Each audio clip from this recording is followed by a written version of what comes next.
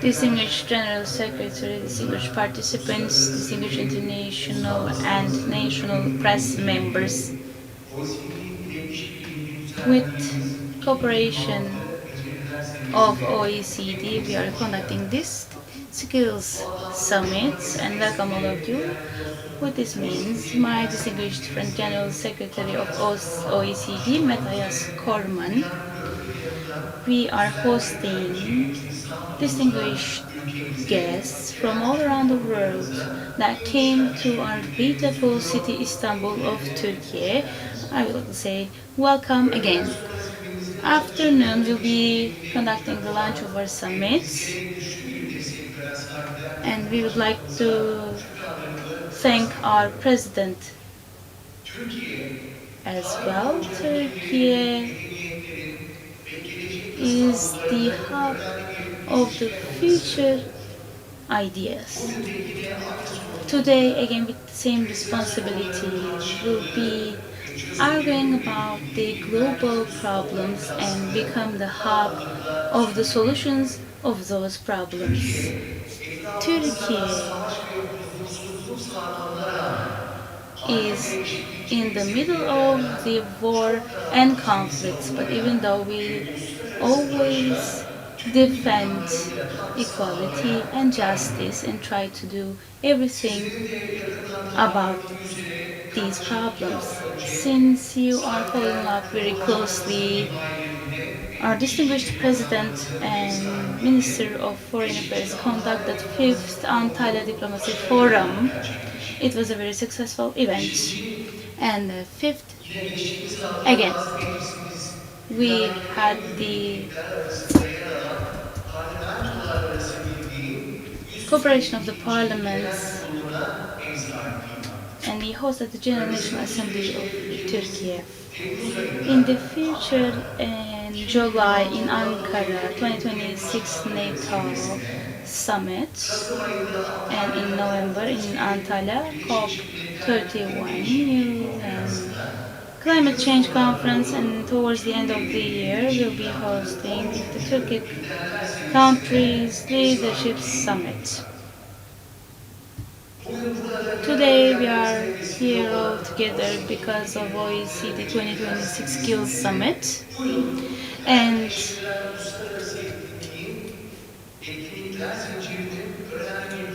we are one of the chain of the important events line, and this chain will provide contribution to building up towards the future, because the age we are in is faster and multi-layered transitional process.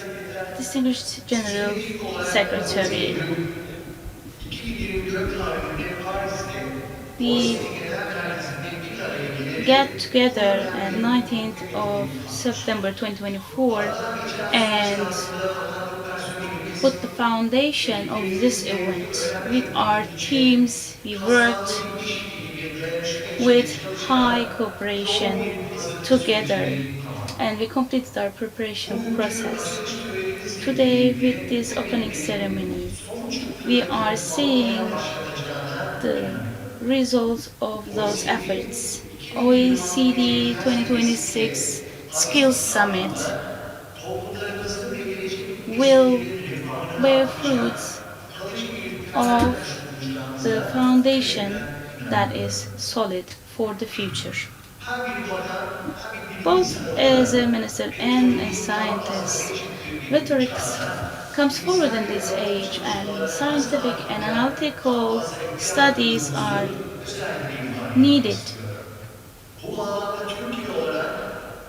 In this means, as Turkey, since we are the founding member of OECD, we can say that the cooperation spirit is supported by us. In 2023, with the establishment of the OECD Center, provided a wide reach to different regions. The the decision was actually published in the official gazette yesterday. I hope it will bear fruit. And after 65th year of the foundation of OECD, the role will become even more critical. Distinguished press members, real process is not about strengthening the machines, is about people that manages those power with skills.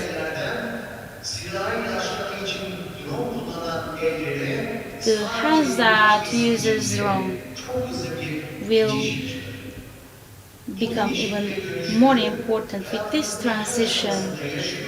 We are actually feeling the importance of it in every segment of our lives. Yesterday's skills are being transitions.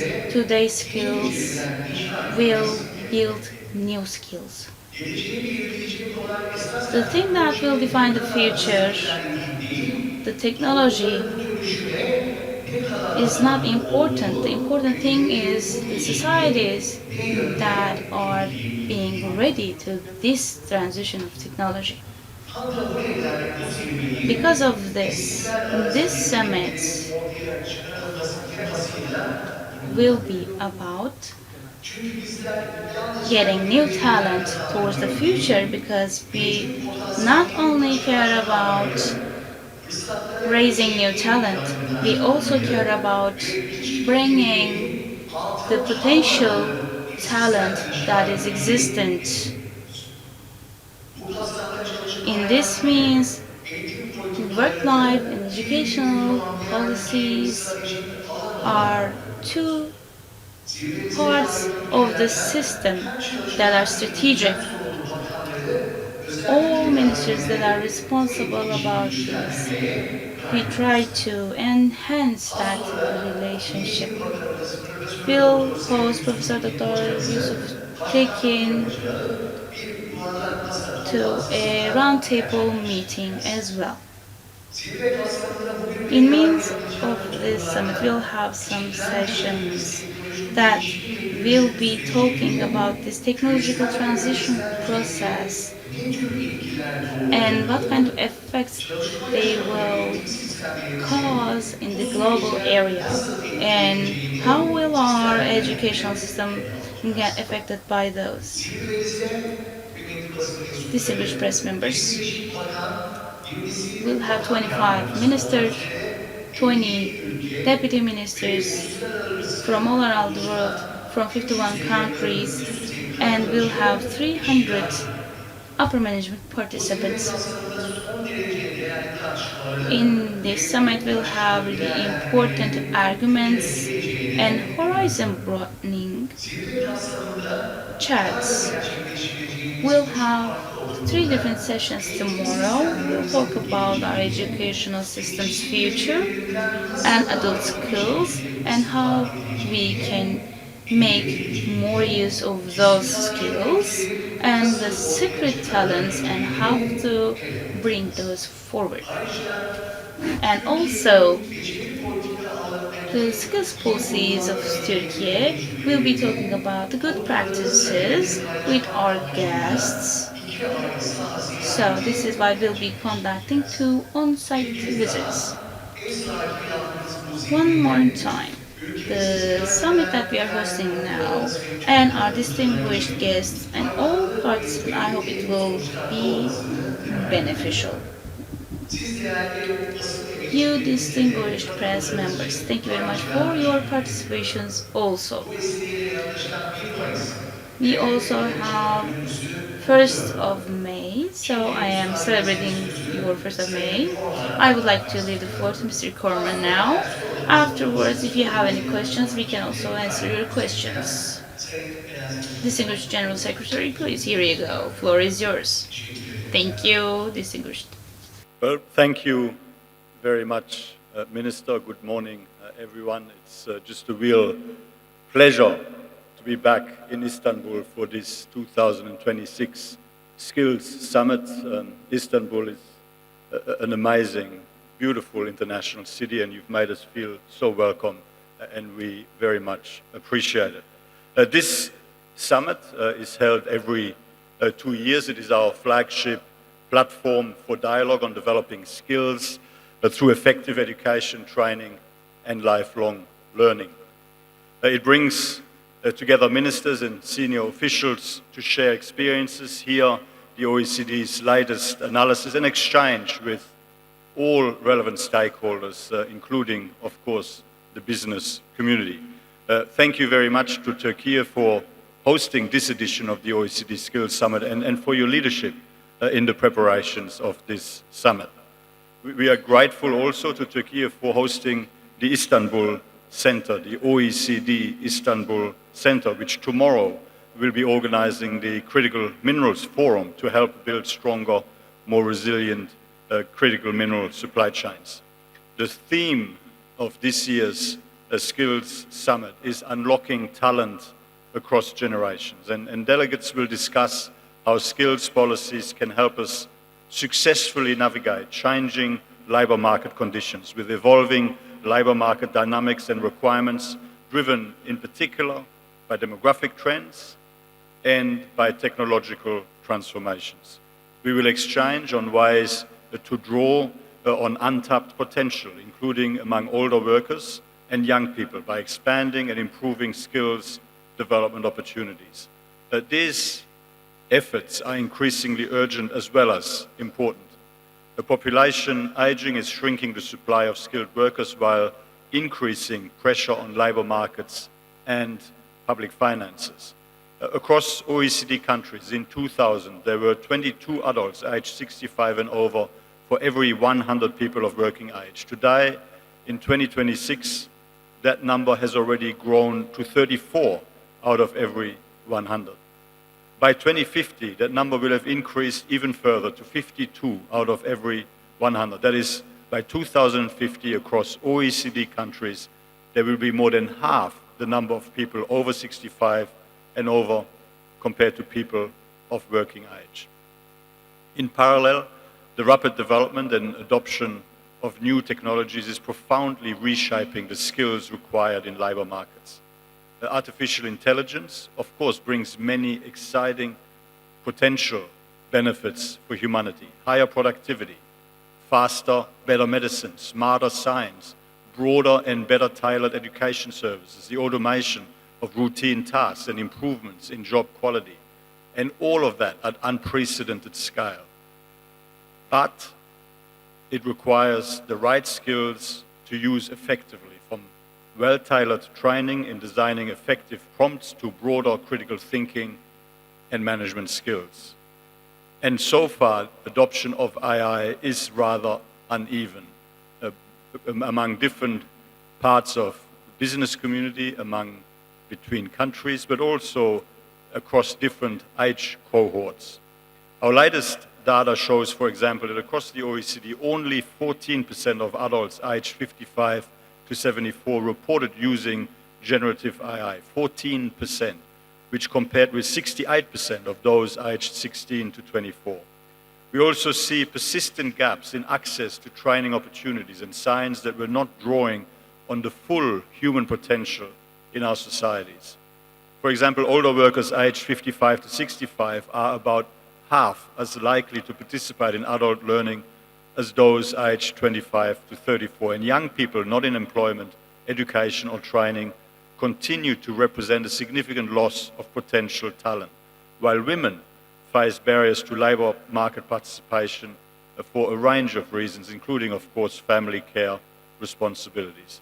To respond to these challenges and unlock talent across generations, the OECD will be highlighting 5 key priorities at this Skills Summit. First, we need to strengthen early childhood education and targeted support for disadvantaged learners, ensuring universal access to high-quality pre-primary education and fostering equality of opportunity early on. Second, we need to ensure adult learning systems are more accessible, affordable and aligned with labour market requirements, especially for adults with lower skills levels. And third, as we live longer and live longer healthier, policies must promote longer and more productive working lives by increasing effective retirement ages, strengthening incentives to remain in work, and ensuring older workers have the skills, health, and working conditions to be able to adapt, participate, and benefit from the economic development and growth opportunities in front of us. Fourth, we can unlock the untapped potential of women by expanding access to affordable childcare, removing disincentives to work, and provide more flexible learning opportunities, further boosting workforce participation by women. And fifth, stronger support for young people, including second chance education and more effective school-to-work transitions. It's essential to reduce the share of young people not in employment, education, or training, and to improve their long-term prospects. The OECD is committed to supporting our members and partner countries around the world in making progress across each one of those areas. Drawing on our expertise in skills, education, labour markets, and ageing, we help governments benchmark performance, identify effective policies, and learn from each other, including, of course, here at this Skills Summit. We're very much looking forward to productive, positive, and impactful discussions over the next 2 days as we work together to unlock all of the untapped talent across generations for a more prosperous and more inclusive future. Thank you very much. Thank you very much, Distinguished General Secretary, for his detailed evaluation. Now, would you like to ask any questions from the press members? Here you go. Zambian TRT News. In all around we have some developments going on. How do you consider the effect of the labor market? Gizem Bilen, TRT News. What is the effect of the global conflicts? Of course, the labor markets are being affected by the developments that are going on, of course, because Turkey is not a country that is separated from the world. As I mentioned in my speech, the important thing is how we can manage this transition and how can we control the severity of these developments. As the minister, we have labor policies, unemployment policies, and we are constantly checking them. I mentioned three important changes: digital transformation, environmental transformation, and we can also name it as green transformation. And we also have one more change: is the demographical transition. According to the latest report of the Demographical Forum, digital and AI has a huge effect, and all around the world 72 million skills will be eliminated from the industries, but new opportunities will arise, and for these new professions we will have much more different professions. According to the management, we are considering this as an opportunity, not as a risk, because Turkey has a strong economical structure, and we also have a young and dynamic population, and actively we are producing new employment policies, and the labor contribution rates are increasing tremendously. So behind all of this, we can check the employment policies that we have actualized.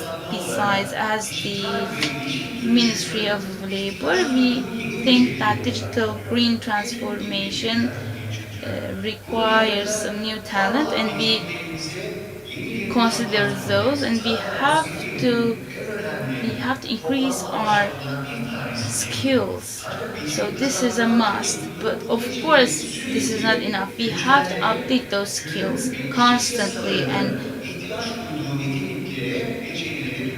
we should transform them to the day's needs.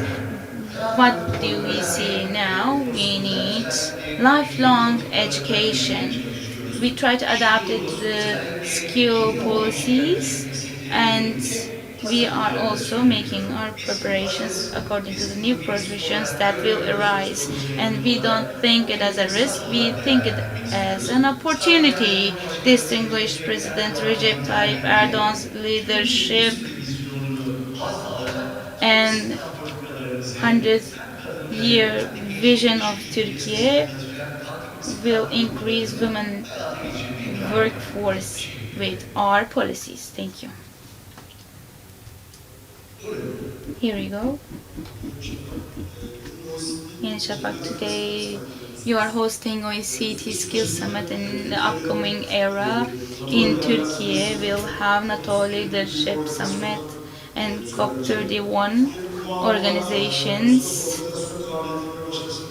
Can you evaluate the capability of Turkey hosting those events?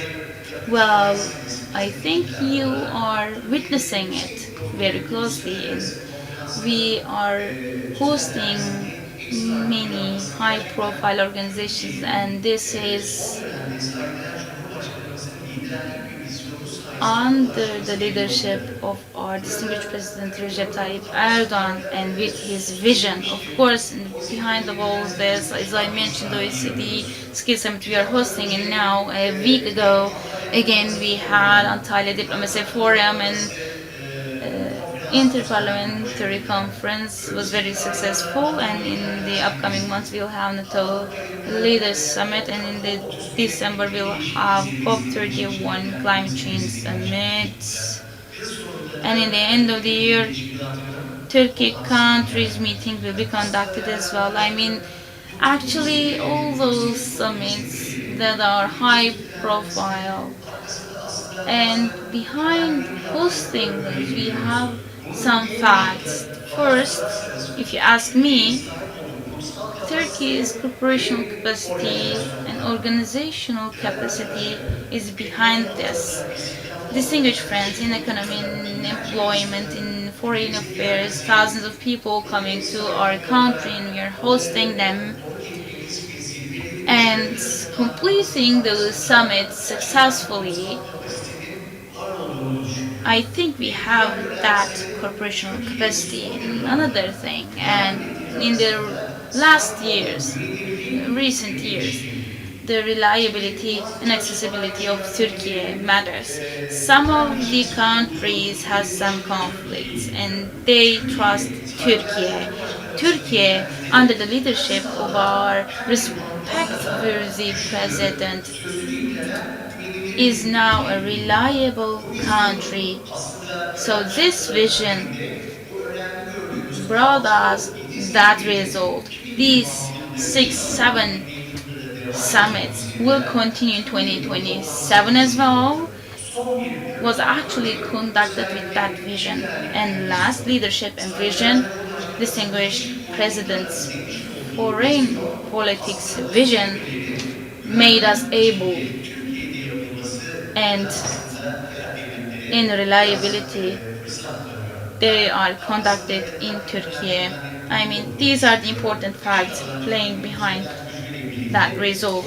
With the strength growing in Turkey, we are now hosting OECD Skills Summit, but with Skills Summit, we are also creating a new area with Mr. Korman, the General Secretary. We signed under it. We are arguing skills policies for 2 days in Turkey and all around the world. Employment policies and labor will be argued, and this is a very important summit that we are actually organizing together with OECD. Thank you very much. I think you also have one question to Mr. Korman.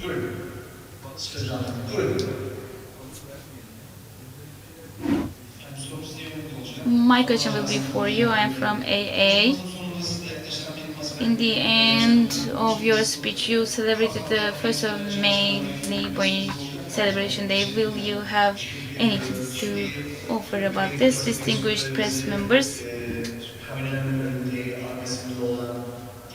All technical personnel that are working in studios or on site 24/7 providing service try to publish correct news. I would like to celebrate 1st of May celebration day for all of you.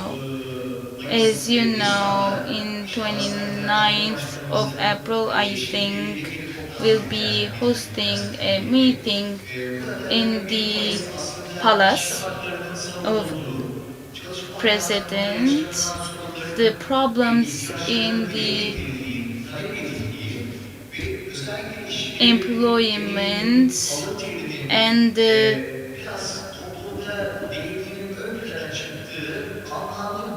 I mean, that's a day, that's a meaningful day. It is actually celebrated as an awareness day that we actually notice the worth of our workforce. You all know better than me, before 1886, we had heavy working conditions, like 18 hours a day, 7 days, 6 days were actually defined as a work day. Those were hard working conditions after the Chicago High Market conflicts. It was actually accepted as Labor Day, and when we consider together with our friends 25 years as AK Party in workforce industry and the labor market, we did important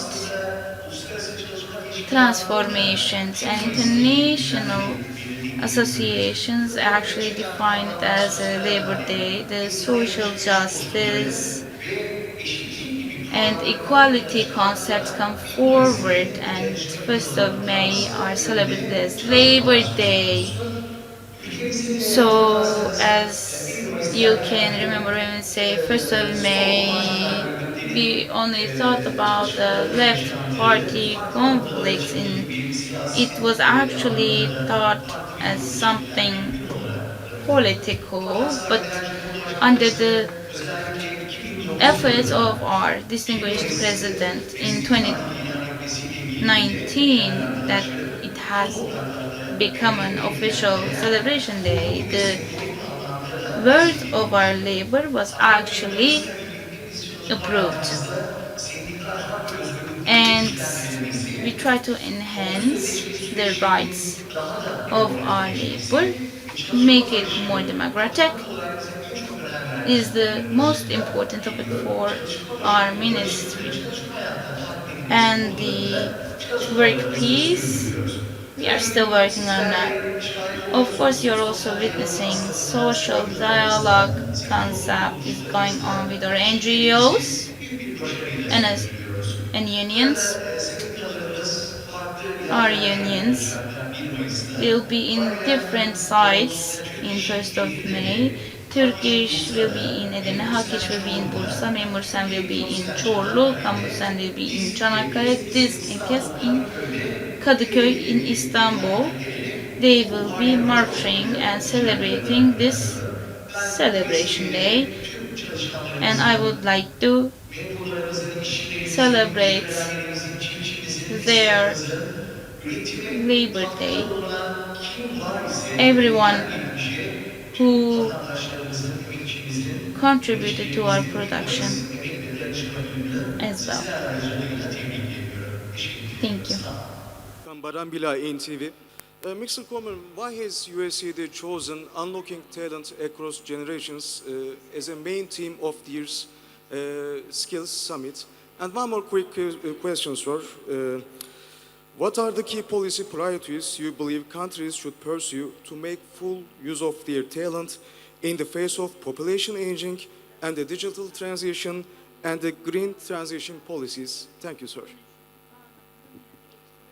Thank you very much for that question. Well, I mean, the theme that we have chosen really goes to the economic policy challenge of our time. I mean, how do we maintain growth? How do we maintain productivity? How do we maintain living standards at a time when we're going through some significant structural transformation, facing some significant structural challenges? I mean, when you look at the impact of population aging, it will lead to lower workforce participation over time on current policy settings. And I mean, I went through some of the numbers in my opening remarks, and when you look at the proportion of the population above 65 compared to what we would traditionally look at as the working age population, well, the proportion of people over 65 is going up and up and up. That means a drag on participation. It means a drag on productivity. It means a drag on economic growth, which means, all other things being equal, lower incomes, lower revenue for governments at a time when we will be facing higher public expenditures related to population aging as well. So what that means is we need people, as we live longer and live longer healthier, we need people to work longer, but then we are confronting a separate structural transformation, and that is the very rapid technological transformation, including and in particular when it comes to AI. And what we see is that the segment of the population that we need to work longer and make a contribution for longer actually is less likely than the younger population to pursue the necessary training, to acquire the necessary skills so that they can continue to successfully participate and benefit from the economic opportunities in front of us. And then, of course, as population ages, it's not going to be enough to have older workers work for longer. We also need to ensure that across the generations and right across the population, we make use of all of the untapped talent. And there also we're facing a series of challenges. I mean, young people who are neither in education, training or employment, and so essentially are on a negative trajectory for themselves, but also in terms of the contribution they could make to the economy and that the economy needs them to make. Untapped talent in terms of, in many countries, workforce participation level of women that are still below what they are for men. Again, we need to do better on that front, and there's a range of policy prescriptions that we are suggesting to countries to pursue. Now, I mean, you asked me specifically what we should be doing. I mean, there's 4 sort of priority areas of action that we will be promoting and advancing here at this summit.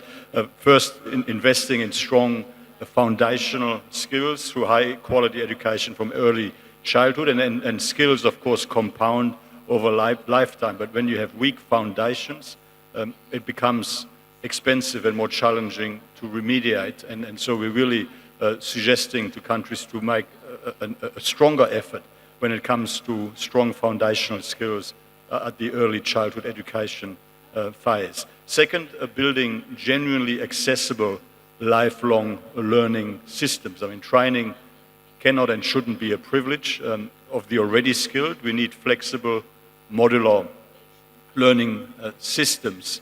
We need flexible, modular, employer-connected pathways that reach low-skilled adults, older workers, and those in transition. So we need to hone in better to those parts of the population where there is untapped talent across the generations. And thirdly, we need to remove the structural barriers that keep women from being fully participating in education, in training, and in employment. And that should also include affordable early childhood care, flexible working arrangements, and equal access to high-quality vocational education and training. And then finally, as I've mentioned in relation to young people that are neither in education, employment, or training, we need to do more to reduce the rights of young people that find themselves in that position, and especially the youth talent that is lost to themselves and to all of us, before their careers have even begun. I mean, we need to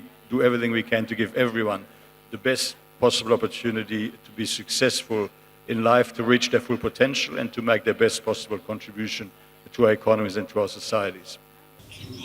Turquoise Media Group Rufat Frank. I would like to ask one question to Mr. Korman. Of course, in 2016, since 2016, we are conducting this summit. I would like to ask about Turkey, especially skills policy, changing work conditions. What kind of adaptations were there, and what kind of progress did they make, in your opinion?